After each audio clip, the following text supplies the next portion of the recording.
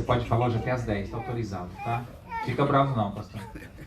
Irmãos, amanhã nós vamos fazer a despedida do pastor. E se você quiser vir com a gente no 2171 da Steel, sabe aquele Eastside Marriott que tem ali? Não é? Não, foi mudado. A Isabel não vai fazer mais aqui. Amanhã vai ser lá. Vai ser com a gente lá. Isso. É. Enfim. Então, temos vaga lá apenas para 30 pessoas. Tá bem? Obrigado, irmãos. Não vai cantar pra gente mais, Isabel? Ela vai cantar lá. Ah, vai cantar lá? Ah, sim. Pensei que ela não ia mais cantar. Aí eu já ia dizer que eu não vou.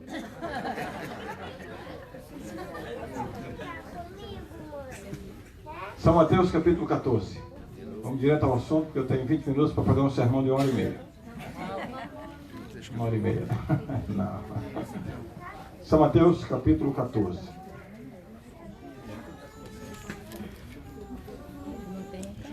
Todo mundo achou?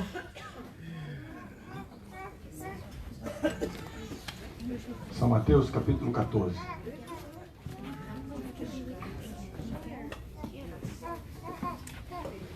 Vou dispensar comentários introdutórios. Vou ler o texto e já vou começar explicando o tema. Eu peço que todo mundo fique muito atento, concentrado, para não perder a essência da mensagem de hoje. Combinado assim? Está todo mundo aqui concentrado? Todo mundo comigo? Então vamos lá. São Mateus capítulo 14. O capítulo 14 começa contando a importante história da morte de João Batista. Depois apresenta um dos mais importantes milagres de Cristo, que é o milagre... Qual é o milagre? A primeira multiplicação dos pães e peixes. Há quem diga que esse é o mais importante milagre. O maior milagre foi a ressurreição de Lázaro, e eu já preguei sobre ele aqui. Esse daqui, talvez o mais importante, ou um dos mais importantes, porque dos 35 milagres de Jesus registrados nos evangelhos, este é o único que é registrado, ou que está registrado pelos 4 evangelhos. A multiplicação dos pães e peixes. E você pode imaginar a reação das multidões que ali estavam, depois de terem sido alimentadas, e eles ansiavam ter um libertador, alguém que estabelecesse o reino de Deus aqui na terra, e começaram a ver em Jesus como o rei perfeito. Pode multiplicar pães e peixes. E começou aquele movimento para aclamar Jesus rei. E então Jesus, vendo isso e vendo que os seus próprios discípulos estavam ali animados com a ideia, Jesus despede as multidões, ordena que os discípulos se vão e Jesus se retira para orar. E aí acontece essa história que é a que eu vou ler com vocês agora. Tá bom? São Mateus capítulo 14, a partir do verso 22. A seguir, compeliu Jesus os discípulos a embarcar e passar adiante dele para o outro lado, enquanto ele despedia as multidões. E despedidas as multidões, subiu ao monte, a fim de orar sozinho. Em caindo a tarde, lá estava ele só. Entretanto, o barco já estava longe a muitos estádios da terra, açoitado pelas ondas, porque o vento era contrário. Na 4ª vigília da noite foi Jesus ter com eles, andando por sobre o mar. E os discípulos, ao verem-no andando sobre as águas, ficaram aterrados e exclamaram: "É um fantasma!" E tomados de medo, gritaram.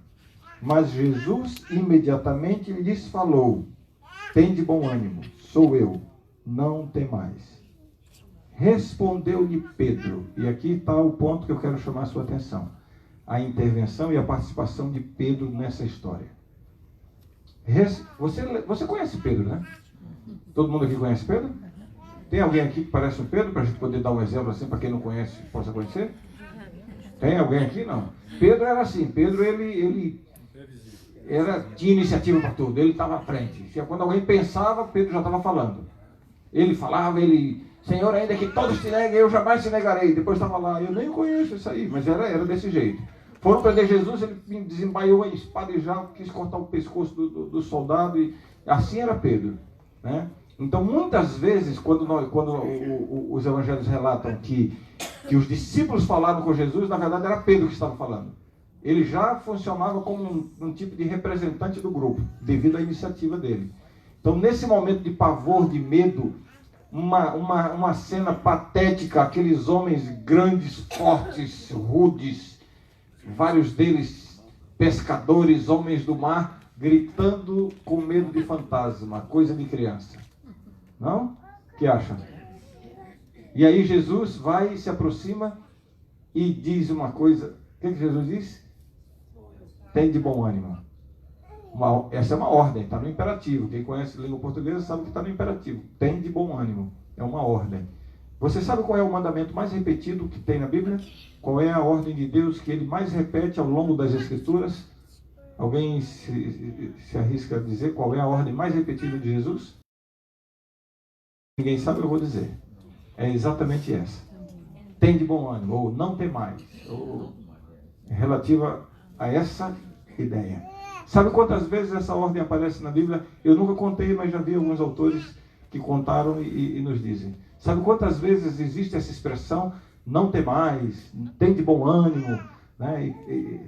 Quantas vezes aparece essa expressão na Bíblia? Quantos dias tem um ano? 366. Mas tem um ano que tem um diazinho a mais, né?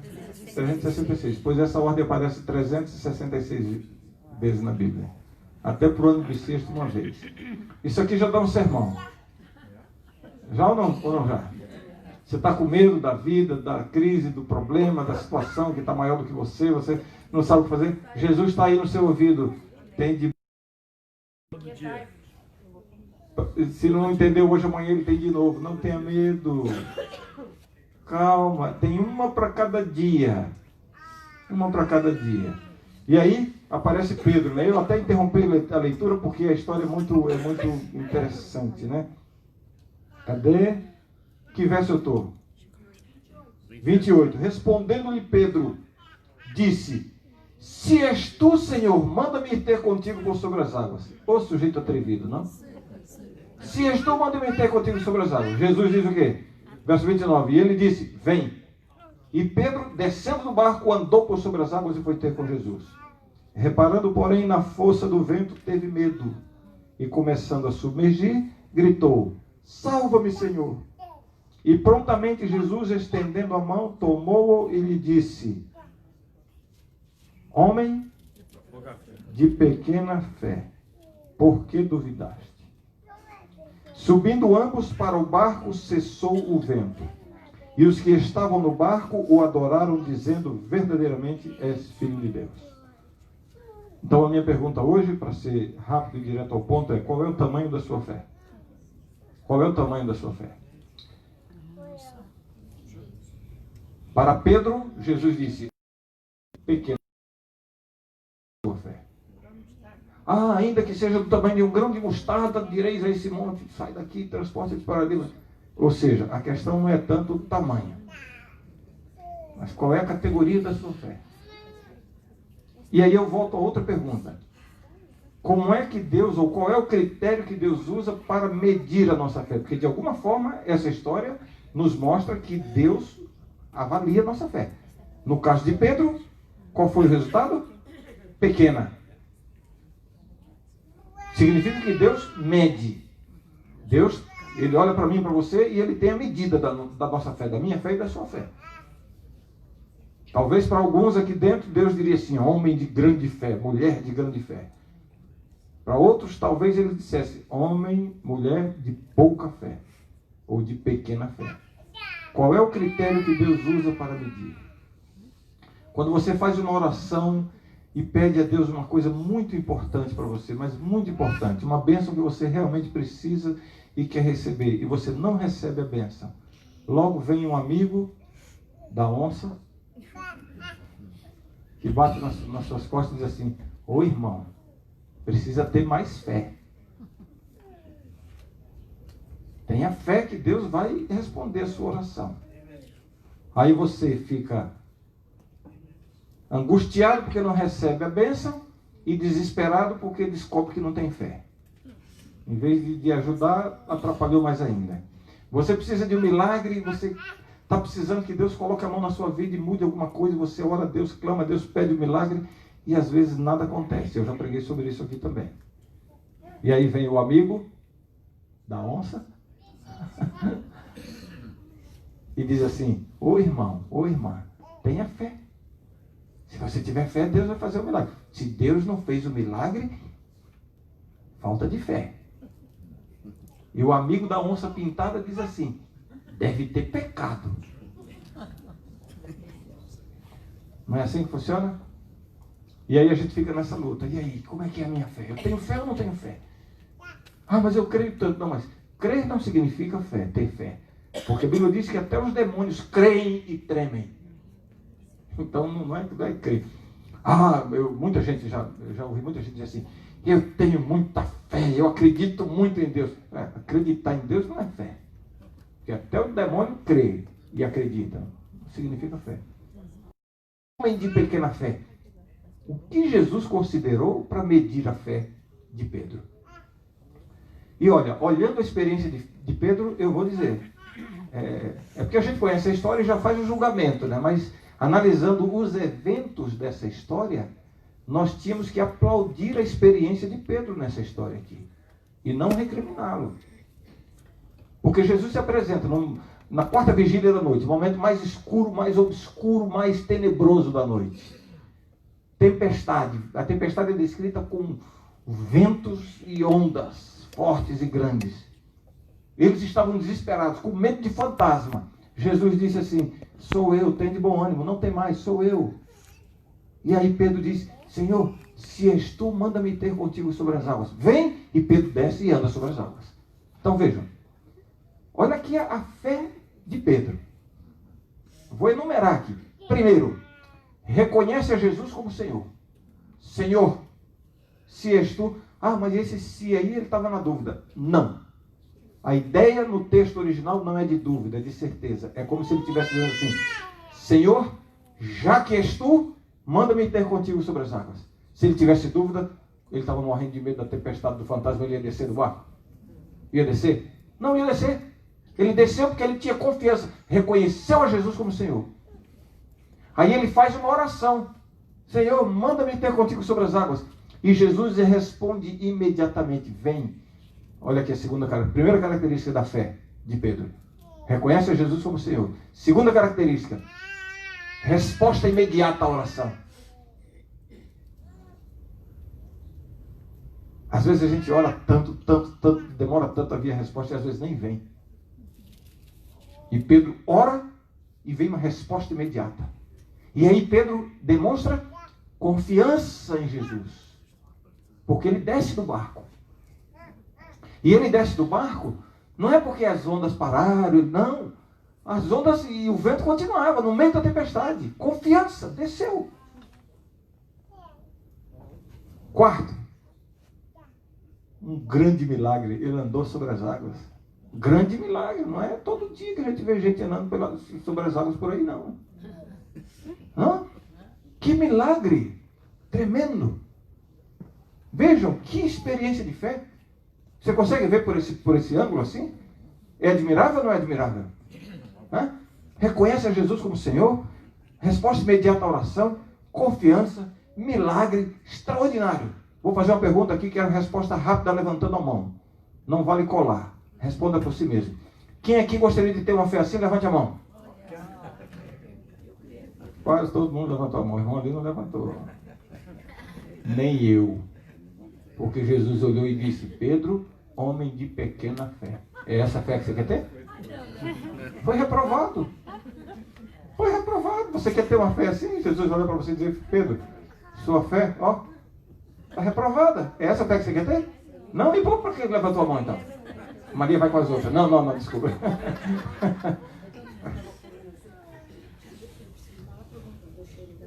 Só que quando eu penso assim, eu fico pior ainda, né? Porque, puxa vida, se Pedro, com tudo isso, Jesus olha e disse: Pedro, foi pouco. Algumas versões dizem: homem de pouca fé. Aí uma nova tradução, para evitar o cacófato, né? De homem de pouca fé, que é bullying, pouca fé. Aí foi traduzido para pequena fé, né? Pegou aí? Com tudo isso, Jesus disse: Pedro, reprovado. Eu imagino agora um possível diálogo que poderia ter havido ali. Pai, Senhor, eu te chamei de Senhor. Jesus disse assim: Pedro, não foi suficiente. Pouca fé, pequena fé. Mas, Senhor, o Senhor me respondeu a oração, eu tive uma resposta imediata. Que fé é essa, Senhor? Sim, Pedro, mas olha, foi insuficiente. Homem de pequena, mas, Senhor, eu confiei, eu desci do barco. Pedro, ainda assim foi pequena. Mas eu tive um milagre. Sim, Pedro, mas olha, está reprovado. Aí eu passo para outra pergunta. O que faltou a Pedro para que a sua fé pudesse ser considerada grande aos olhos de Deus? O que faltou a Pedro? Já digo uma coisa, não faltou reconhecer a Jesus como Senhor, não faltou resposta à oração, não faltou milagre, não faltou demonstração exterior, não faltou coisas espetaculares. Eu imagino os outros discípulos olhando, vendo Pedro, dizendo: olha esse camarada, olha, tinha que ser Pedro mesmo. Puxa, bem que podia ser eu, não, mas isso é coisa para Pedro. Impressionante, não faltou nada disso. Eu volto à pergunta: então, o que faltou a Pedro para que a sua fé fosse considerada grande aos olhos de Deus? E eu dou a resposta. O que faltou a Pedro? Faltou a única coisa, o único elemento que faz a nossa fé ser considerada grande aos olhos de Deus. Ou seja, tem um monte de gente querendo pregar meu sermão aqui já. Todo mundo aqui não deixa eu pregar, irmão. É porque eu sei que o tema onde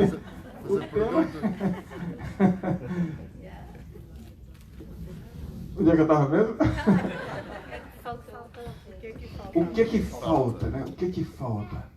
Aí eu estava dizendo assim, faltou o único elemento que faz a nossa fé grande aos olhos de Deus. O que faz a nossa fé grande aos olhos de Deus não é simplesmente reconhecê-lo como Senhor. O que faz a nossa fé grande aos olhos de Deus não é a capacidade de obter respostas imediatas às orações. Ah, se tem resposta é porque tem fé. Se não tem resposta é porque não tem fé. Não é isso. Não é isso que autentica a sua fé. Não é a realização de milagres que dá o selo de autenticidade à sua fé. Não são as demonstrações exteriores, as grandes consecuções espirituais, as grandes realizações espirituais que você conquista e alcança através da fé. Não são essas coisas que determinam a validade, a autenticidade da sua fé aos olhos de Deus. Porque Pedro teve tudo isso, mais do que qualquer um de nós aqui. E apesar de ter tido tudo isso, Jesus disse: Pedro, pequena, está reprovado. Lhe faltou a Pedro o quê? O único elemento que faz a fé grande aos olhos de Deus. Posso dizer qual é? Deixa eu contar uma história primeiro. Há muitos anos, eu estava começando o meu ministério. Acho que no meu primeiro ou segundo ano de pastor, eu ganhei um computador de presente de um casal da igreja. Um computador usado, velhinho. Ninguém tinha computador naquela época. E como eu fiquei feliz com o computador. E comecei já a aprender a usar e tal. Não era tão simples hoje que você tem o Windows, né, que você clica. Não, era tudo MS-DOS, quem era desse tempo, né? Tinha que decorar os comandos todos e tal, mas eu gosto muito disso e tal, e comecei a botar coisa, gravar meus sermões, minhas coisas no computador, até que chegou um momento que eu fui salvar uma coisa, dei lá o comando, que eu nem me lembro que comando era que dava para salvar, e apareceu assim na tela, disco cheio. E eu, disco cheio, e agora? Chamei uma expert em computação, e eu disse: Marco, disco cheio, tem disco aqui dentro? Eu nem sabia que tinha disco, não sabia nada. Ele: pastor, fica tranquilo. Eu disse: não vai me servir mais no meu computador? Acabei de ganhar, faz poucas semanas e já não me serve mais. Não, pastor, o senhor vai a uma loja de informática e compra um disco com maior capacidade para o seu computador. É simples assim. Me traga aqui que eu troco e está resolvido. E eu vou perder o que eu tenho? Não, eu transfiro tudo, fique tranquilo. Eu fui à loja comprar um disco. Cheguei na loja, para dar uma de quem entendia muito, cheguei, fiz uma pose e disse: eu quero um HD novo, um disco duro, né? Um hard disk para o meu computador. E o rapaz perguntou assim: qual é a configuração? E eu não sabia o que era isso. Resumindo a história, ele viu que eu não entendia, eu já tive que admitir. Ele me traz 2 pacotes e coloca em cima do balcão. 2 caixas, cada uma com um disco, né? Para eu escolher um dos 2. E eu não tinha ideia. Ele abriu, eu abri, dei uma olhadinha, eram iguais. Mudava a cor, o selo, a marca, o mesmo peso. E eu, Eu disse, eles são iguais? Ele olhou para mim e disse, depende. Aí eu, tá, então foi o seguinte, antes de eu escolher, me explica aí cada um deles para que eu possa escolher. Aí ele pegou o primeiro e disse, olha, esse aqui tem capacidade para 40 megabytes de armazenamento, 40 megabytes. Hein? Uau, meu computador vai voar desse jeito. Ele funciona com uma, e disse lá, tantas rotações, não sei se era 5.200 ou 3.000, não sei, rotações por minuto, e a instalação é assim e tal, e eu pensando, é esse que eu quero, porque esse aqui vai fazer meu computador voar. Né? Aí ele foi falar do outro. Aí, o que me chamou a atenção? Tudo que ele falou do primeiro, ele repetiu no segundo. Mesma capacidade, 40 megabytes, tantas rotações, instalação, tudo igual. Eu olhei assim, eu disse, eles são iguais, né? Ele olhou para mim e disse, depende. De novo. E eu pensando, depende de quê? Aí eu já pensei assim, vou perguntar o preço e vou comprar o mais barato, porque são iguais. Simples assim, né? Qual o preço? Pensando que o preço poderia ser igual também, né? Mas aí fiquei assustado, porque ele deu o preço, não me lembro o valor agora, mas eu vou chutar aqui só para você ter uma ideia da proporção. É como se ele tivesse dito assim, ó, esse aqui custa $100, esse aqui custa 230.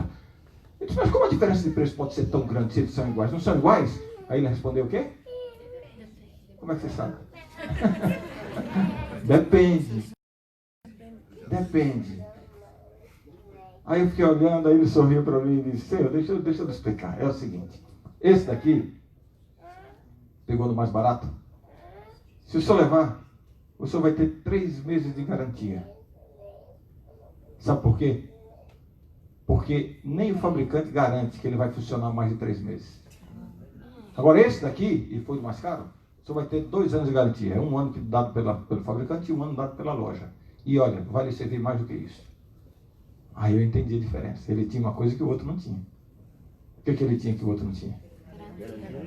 Ele tinha garantia porque tinha uma coisa que o outro não tinha. A qualidade dele era melhor porque ele tinha uma coisa que o outro não tinha. Vou dizer, durabilidade. Sim ou não? Durabilidade.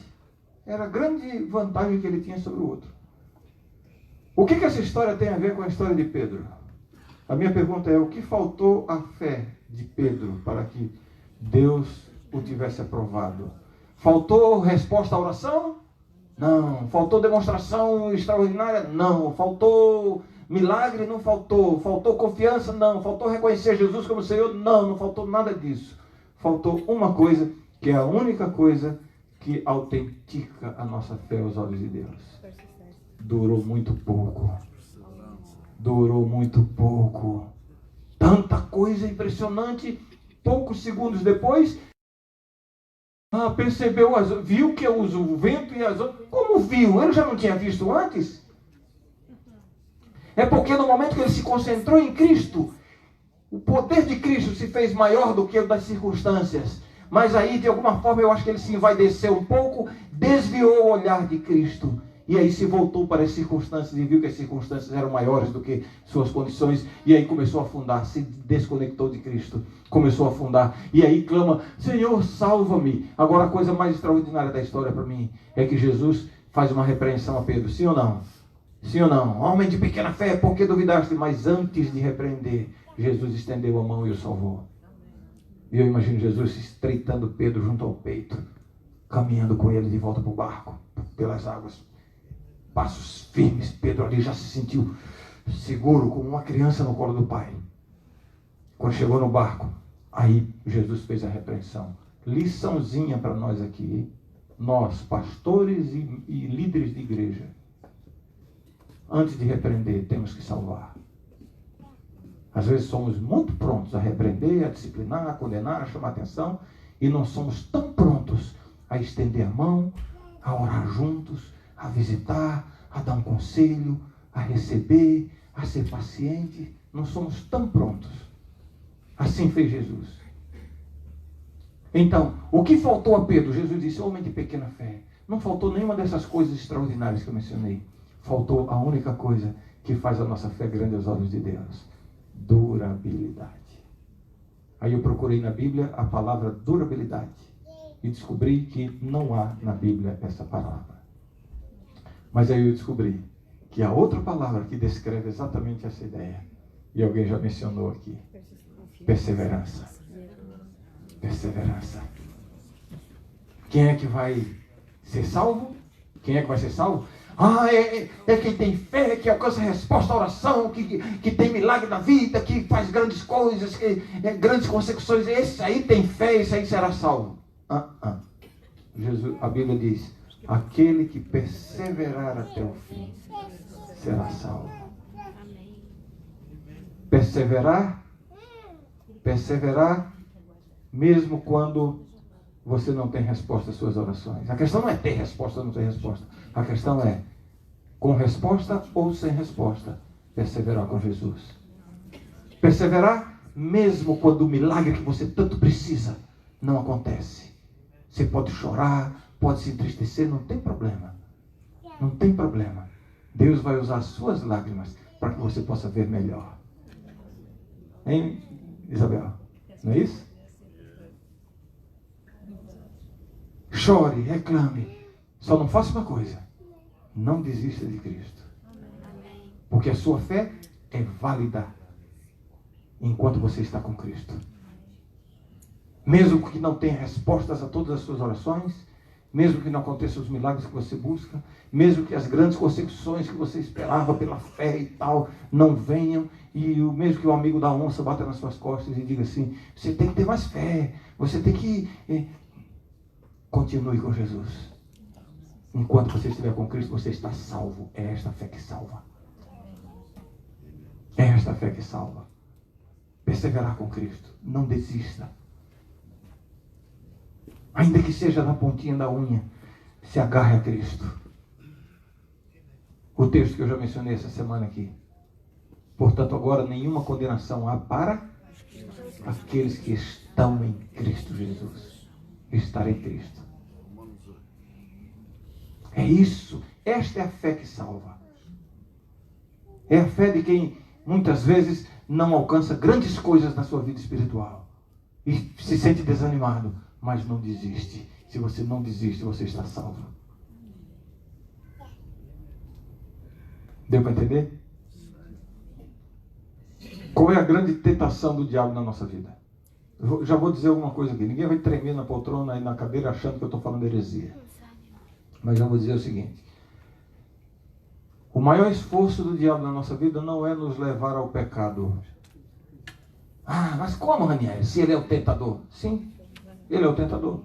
Mas o grande objetivo dele não é levar você ao pecado. Esse não é o grande objetivo dele. Porque ele sabe que não é quando você comete o pecado que você perde a salvação. Não precisa tremer, não. Não estou falando heresia. Escuta o que eu vou falar. Não é aí que você perde a salvação. Porque a Bíblia diz: filhinhos, essas coisas vos escrevo para que não pequeis. Mas, se alguém pecar, temos um advogado junto ao Pai, Jesus Cristo justo.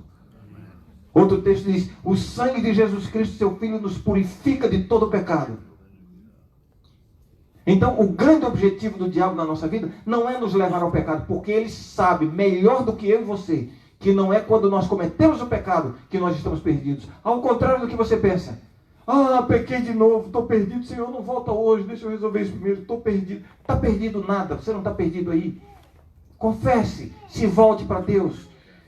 Você está com Cristo, falhou, resvalou o pé, mas não desistiu, você está salvo, está no caminho, está na batalha. É isso que importa. Agora, qual é o grande objetivo do diabo na nossa vida? Sabe qual é? Não é nos levar ao pecado. Agora, ele usa o pecado como o seu verdadeiro objetivo, que é levar você a desistir de Jesus. Então ele leva você a cometer o pecado. Vem a tentação, vem os brilhos, os sabores, as luzes do mundo e as suas inclinações e tudo isso que faz essa receita que nos leva ao pecado.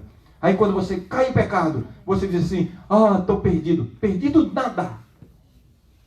Só que aí ele se debruça sobre você, para que você não olhe para Cristo. E sabe o que ele vai fazer? Veja se você já ouviu essa historinha antes. Ele vai dizer assim: você não está vendo que isso não funciona com você? Já ouviu isso?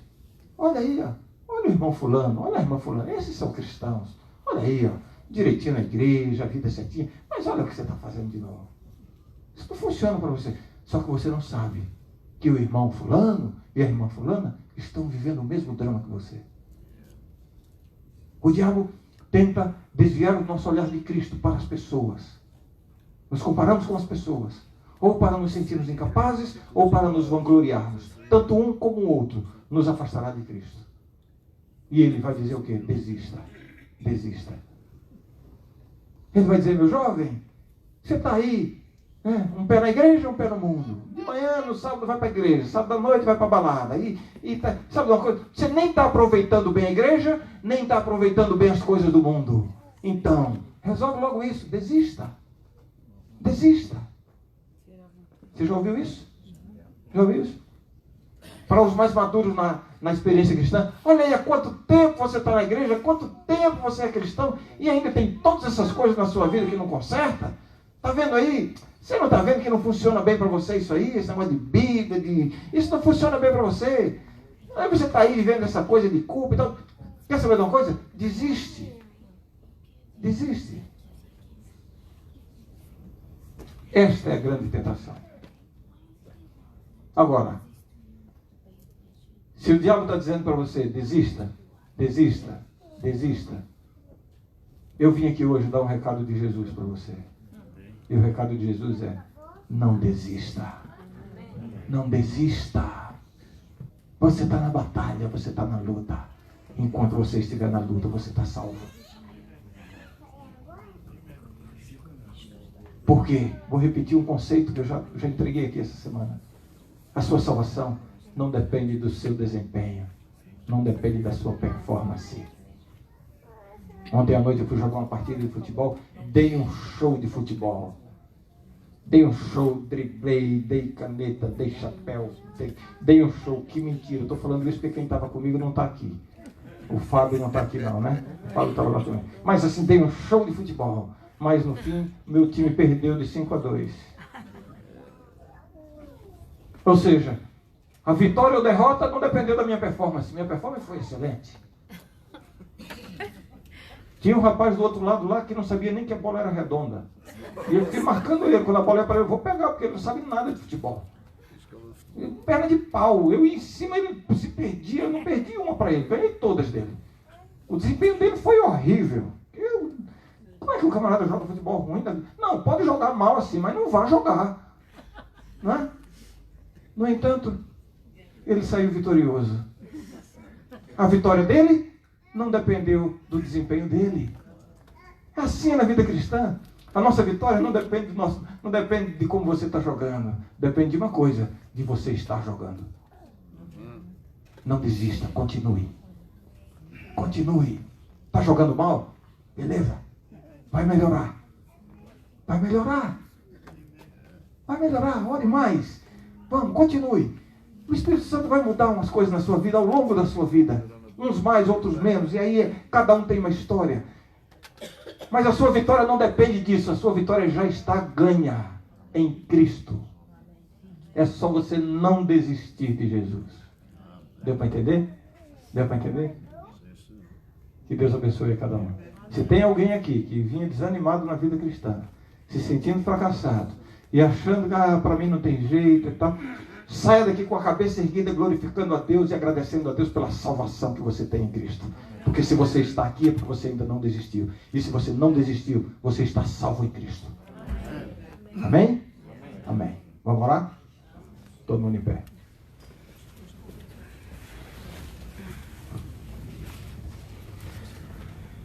Santo Deus, muito obrigado, Senhor, porque ainda bem, Senhor, que a nossa salvação não depende do nosso desempenho. Não depende das nossas habilidades, das nossas vitórias, da mesma forma que a nossa perdição não depende das nossas derrotas. A nossa vitória ou derrota depende somente de que lado estamos, ou a que exército estamos aliados. Queremos sair daqui hoje, Senhor, renovando a nossa perseverança com Cristo. Queremos sair daqui hoje dizendo, Senhor, que apesar de termos um desempenho, às vezes, muito abaixo do que gostaríamos, mas estamos no time certo e vamos continuar, não vamos desistir. Na certeza de que, enquanto estivermos com Cristo, estamos salvos. Não permita, Senhor, que ninguém aqui desanime, que ninguém aqui fique se comparando com os outros, fique se comparando com o que poderia chegar a ser. Não, Senhor. Que cada um de nós aqui saia daqui agarrado a Cristo, apegado a Cristo, a única possibilidade de salvação. E enquanto estivermos em Cristo, perseverando com Cristo, estamos salvos. Dá-nos essa experiência, essa segurança e essa paz. Em nome de Jesus. Amém. Amém, Senhor.